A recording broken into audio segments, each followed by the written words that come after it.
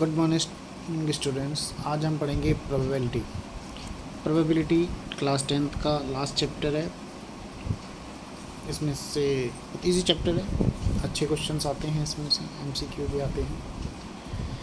तो प्रोबेबिलिटी हिंदी में इसे कहते हैं संभावना, मीन्स चांस। जब हम बात करते हैं चांस की, किसी भी सिचुएशन, किसी भी इवेंट में जब आपको लगे कि ये होगा या नहीं होगा, तो उस कंडीशन में हम लोग यूज़ करते हैं प्रोबेबिलिटी। जहाँ चांस आया, जैसे आपने एक कॉइन टॉस किया, कॉइन को टॉस किया, अब आप बता सकते हैं हेड आएगा या टेल।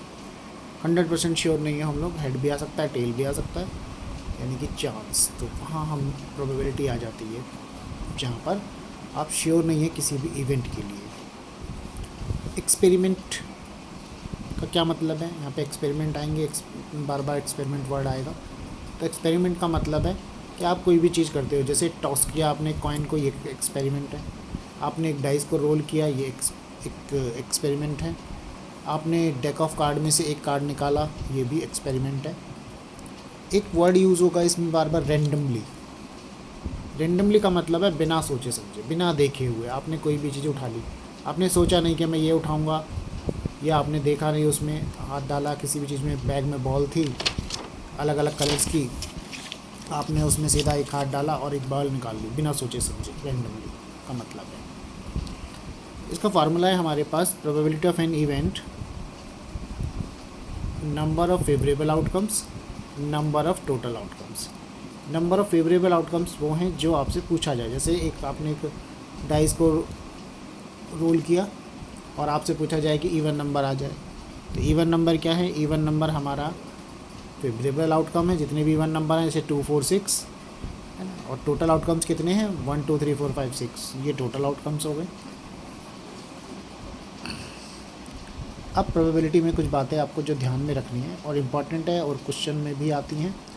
सबसे पहले है probability can never be negative. Probability कभी भी नेगेटिव नहीं होगी, कभी भी माइनस में नहीं आती प्रोबेबिलिटी। दूसरा पॉइंट है प्रोबेबिलिटी लाइज बिटवीन 0 to 1। तो जो प्रोबेबिलिटी है वो हमारी 0 to 1 के बीच में ही रहती है, ना 1 से ऊपर जाती है ना 0 से कम होती है। 0 से कम तो होगी नहीं, क्योंकि मैंने आपको ऊपर ही बताया कि प्रोबेबिलिटी नेगेटिव नहीं होती। इसको दूसरे तरीके से हम लिख सकते हैं, probability of an event greater than equal to 0 and less than equal to 1। यानी कि 0 हो सकती है, 1 भी हो सकती है, और 0 और 1 के बीच में लाई करेगी। तीसरा पॉइंट है probability of impossible event is 0। Impossible event यानी ऐसी इवेंट जो होंगे ही नहीं, जो हो ही नहीं सकती सिचुएशन। जैसे मैंने आपको एक बैग दिया, उसमें वाइट कलर की बॉल्स डाल दी, और अब मैं आपसे पूछता हूँ भाई इसमें से एक बॉल निकाली आपने और बताओ मुझे रेड कलर की होगी, तो आप बोलोगे सर बॉल तो सारी वाइट है, रेड कलर की तो इम्पॉसिबल है। इट मीन्स कि उसके चांस 0 हैं। अगला है probability of certain event is 1। ऐसे इवेंट जो सर्टेन है, फिक्स है, होना ही होना है, आना ही आना है, ऐसा होगा ही, उसकी प्रोबेबिलिटी 1 है। अब ऐसे इवेंट क्या? वही बैग, मैंने वाइट बॉल डाल दी और मैं आपसे पूछूं कि उसमें से वाइट बॉल निकालो, तो भाई फिक्स है ये तो कि वाइट ही निकलनी है, कोई और दूसरी बॉल है ही नहीं उसके अंदर, तो प्रोबेबिलिटी होगी उसकी 1।